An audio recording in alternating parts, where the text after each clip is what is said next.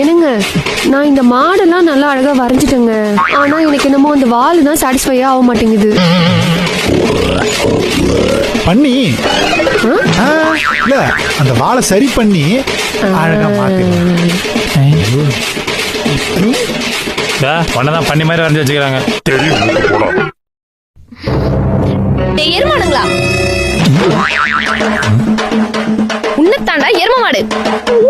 யாரு சொல்றா? நான் இல்லப்பா.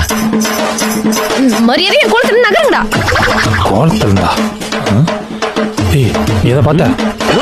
நான் எதுவும் பார்க்கலப்பா. ஏய் என் கோலத்துல இருந்து காலெடு.